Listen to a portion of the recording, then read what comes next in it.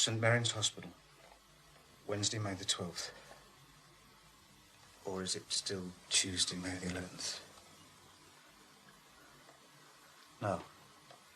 It must be Wednesday, because most of the time the noise of the traffic is so loud that you need earplugs just to hear yourself think. And as it doesn't stop until around midnight, that means it must be the silent early hours. 3, 4, who knows? But I'm already awake. What's more, I'm hungry. Isn't it ridiculous? The nurses come in at 7, on the dot, with a lovely cup of tea. Then the wash, then the breakfast, and then today, great day. Eureka. These bandages come off. Roll on. Roll on, 7 o'clock.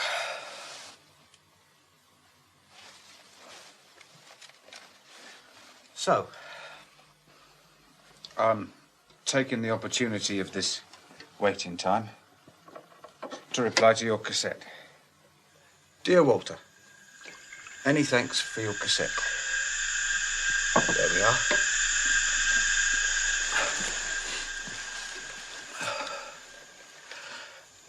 I've been doing a lot of thinking while I've been lying here, Wal. And I've come to a decision. I've had enough. I'm chucking the job. I'm fed up with Triffids. I want to be loved. I want to breed puppies and plant potatoes. So, as you are going to write your book about Triffs, and on condition that I never have to mention them again, I'll use this waiting time. It's not that I'm worried about this morning. It's just that I'm scared stiff. I'll use this time to do as you ask and give you some of my theories about the early days. Some of it's more than theories, too. The stories about Palangris I got from a very good source. In 1961, he turned up at the Office of European Oils. We've had it analysed, Mr. Palangris. Our experts confirm that it is a vegetable oil. But with extraordinary properties.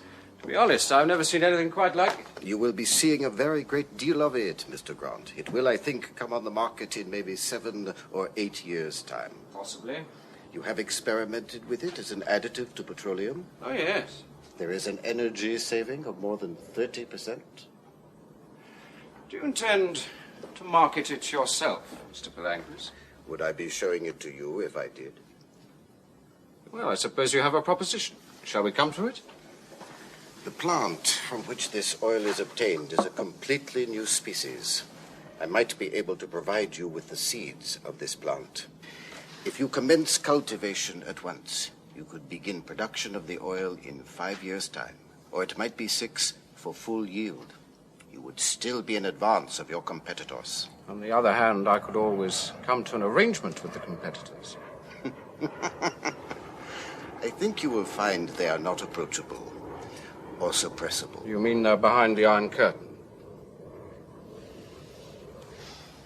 Seeds, you said. You heard of a Russian professor of biology called Lysenko? There are rumors he's made some very strange experiments. I have heard these rumors. What figure did you have in mind for getting us the seeds of this thing? 10 million pounds. And a percentage of the profits.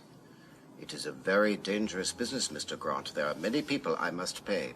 For you, the choice is between ruin or a monopoly in the Western world. I will not lower price. And he didn't lower it. And they paid it. Or part of it. The company couldn't pay the rest because Mr. Palangris was never seen again. Of course, in the end, the company got their seeds.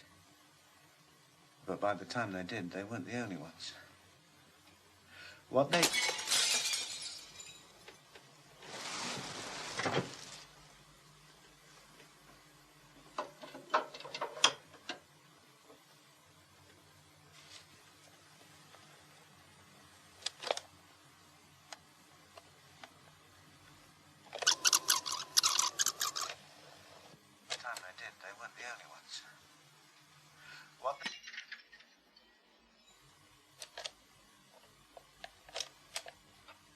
Sorry about the sound effects, War.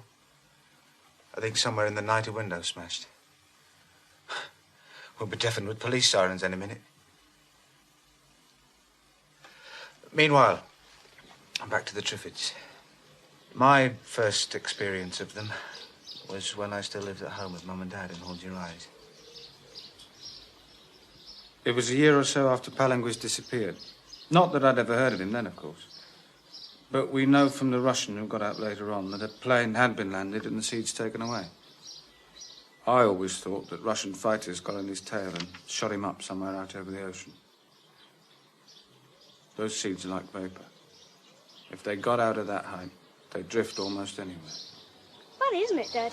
Yes, yes, it is a little curious. Rather curious. Any idea of what it is? No, not really. It's blown in from somewhere, I suppose. Either that or a foreign import of some sort I know not what of. Or else some new strain of some sort that someone's been rearing. Here. What are these stumps at the bottom? Search me. Very peculiar. Come on, Bill, have a look inside. Come on. There. Come on now, Bill, that's nature. I've grown rather fond of it myself. I shall take care of you, old chap. There's no need to fret. Not long after this, I went to the cinema with a pal. In those days, they still showed newsreels before the big film. Well, now, folks, get a load of what's going on in Ecuador. Vegetables on vacation. You've only seen this kind of thing after a party, but down in sunny Ecuador, they see it any time, and no hangover to follow. Monster plants on the march. Seeing this gives me a big idea. Maybe if we educate our potatoes right, we can fix it so they walk straight in the pot. How'd that be, Mama? They were the same as the plant in our garden. I was sure they were. And if they could walk...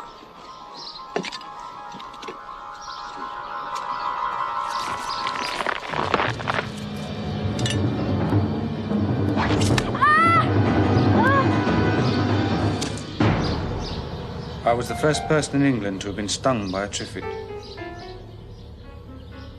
Our plant was too young for its poison to be fully effective, and the doctors managed to save my life. We were beginning to learn about Triffids, or Triffids as they came to be called. They couldn't only walk, they could kill. Triffids began to appear all over the world, and something else was learned about them that sickened everyone. Triffids were also carnivores. They stung their victims, then stood over them waiting for the flesh to decompose, because not until then could they use it for food. Triffids were hacked down by the thousand, and the new plant was very nearly eliminated from Earth. Very nearly, but not quite. Because suddenly the scientists realized that the nasty old Triffid was the same plant from Russia that produced the wonderful oil. Triffids were...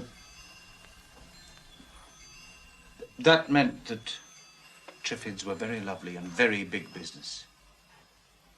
And as I felt I had a bond with them, I went to work on a Triffid farm, and so did you, and you know the rest. And meanwhile, we paused for the time.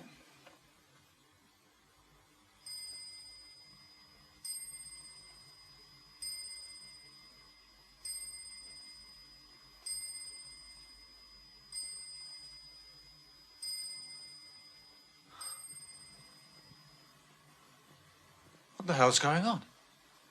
It's 8 o'clock. They should have been in at 7. They can't be late, not today. They've got to take these bloody bandages off.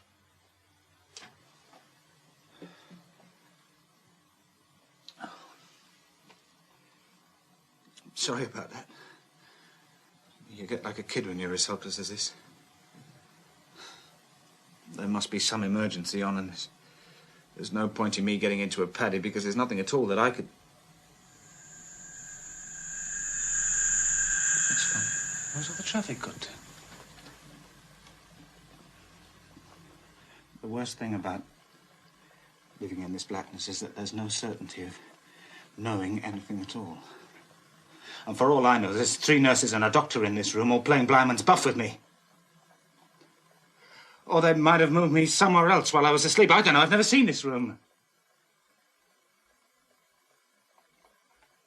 Anyway, there's obviously some explanation. Apart from the fact I've gone bananas.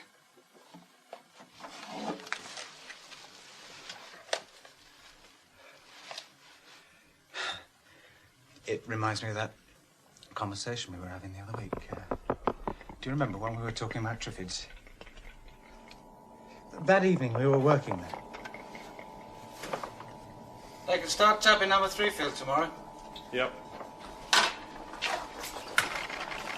For now, that's it. I've had enough. I'm going home. Time for walkies? When did you start? What? Kitty talk about triffs. Oh, hello. Who you been falling out with? Jack Richards tells me he's planted a triffid in his garden so his daughter can have it for a pet. Ah, he wouldn't be the first. Perfectly safe if he keeps it on some sort of chain and cuts a sting out every couple of years. Quite fun for a kid, in lots of ways. Fun. Have a nightcap. Yeah, tell.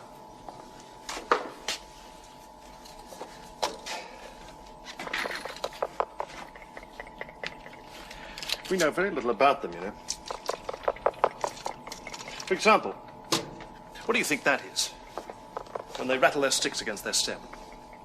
Well, I thought we decided it was a sort of primitive mating call. Cheers. Cheers. I think they're talking. Talking? I've been thinking that for some time. Now I'm prepared to say so. Well, to you, anyway. Walter, a triffid is a plant. Now, a talking plant is ridiculous. A walking plant is ridiculous, but a triffid walks. Well, it moves about. Well, that's quibbling. It walks. And if I'm right and it talks, or if you want to quibble, communicates, that means somewhere inside it is intelligence. But we've dissected them. We know there's no brain. That doesn't prove there isn't something that does a brain's job. Look at when they attack. They almost always go for the head. Now, a great number of people who have been stung but not killed have been blinded. That's significant. Of what? Of the fact they know the shortest way of putting a man out of action. If it were a choice of survival between a blind man and a triffid, I know which I'd put my money on. But you're assuming equal intelligence. Oh, no, I'm not. They don't need their intelligence to equal ours. What do you mean?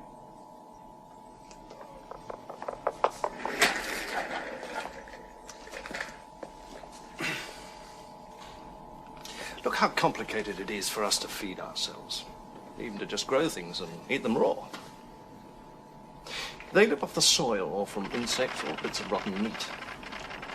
Now look at the complex process we have to go through to make use of them, to get oil from them. Put that in reverse. How would they make use of us? Just give us a sting, wait a few days, and they've got everything they need to live. That doesn't take very much intelligence. You don't like them very much, do you? They fascinate me. I should write a book about them one day. Look, if they do have this intelligence, are you afraid of it? Why should I be? They're under control. Only one thing, though. I'd like to know what they're nattering about. Come in.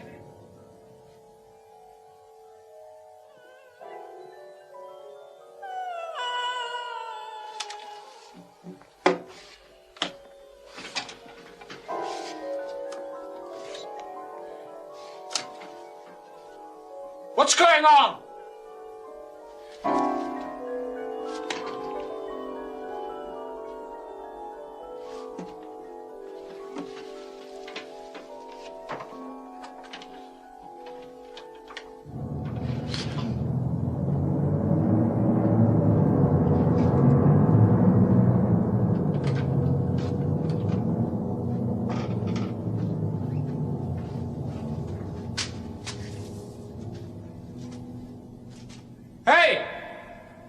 Do you think I could possibly have some breakfast? Room 22?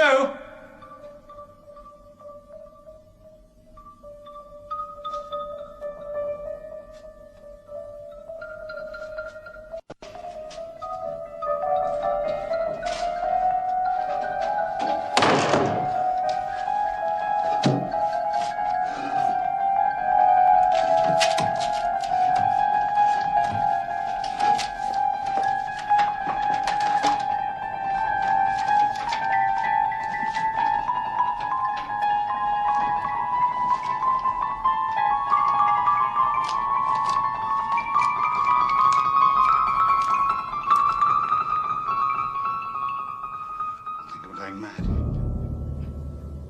I must be. Or something's happening, and God only knows what it is. Oh, Christ. The sweat's running down my neck. It's Wednesday, May the 12th. Yesterday was Tuesday, May the 11th. And only one night's passed since then, and everything was normal then.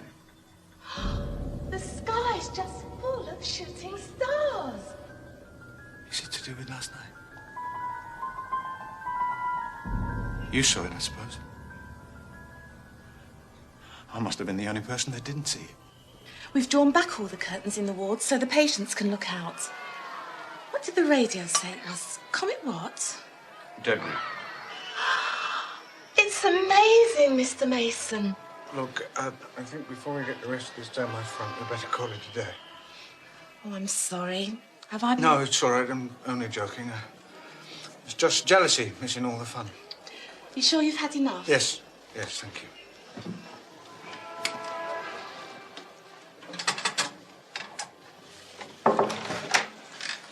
Good evening, nurse. Good evening. Evening, Mr. Mason. I'm Dr. Soames. Mr. Carter, your specialist, asked me to look in and see you. Oh, good evening, Dr. Soames. Will you be needing me for anything, Doctor? May I thank you, nurse? Good night, Mr. Mason. Oh, good night, Barbara. Enjoy the free show. Thank you, I will. Yes, it's quite something you're missing tonight, Mr. Mason. So I'm told. I'm sorry. Must be very boring for you. Anyway, Mr. Carter asked me to tell you that he'll be in to see you immediately after breakfast, but he doesn't want you to be tempted to peep before then. These things have to be handled carefully. Exactly the right amount of light. And that sort of thing. Otherwise, some very expert work and 10 days' patience on your part could be ruined in a couple of seconds. You understand that? Yes, of course. Good. Triffids sting, wasn't it? Yes, that's right. I work on a Triffid farm. I thought they all had their stings docked these days. Not the ones we tap for oil. We discovered that the oil's a much better quality if we don't. I see. I presume you wear some sort of protective clothing, don't you? Oh, yes. But some of those stings are 10 feet long, and they can catch you at any angle. This one gave me a vicious swipe on the side of the mask, and some of the poison got inside. You're rather lucky to be alive, aren't you? Yes. I wouldn't be here if it hadn't been for my friend. He took me inside and gave me the antidote. Added to which, I must have built up a certain amount of resistance. That's the second time they got me. I'm surprised you haven't had enough of them. I've decided. I have. Well, good luck for tomorrow. If you'll excuse me, I'm going to join the Gawkers on the roof. Good night, Mr. Mason. Good night, Doctor.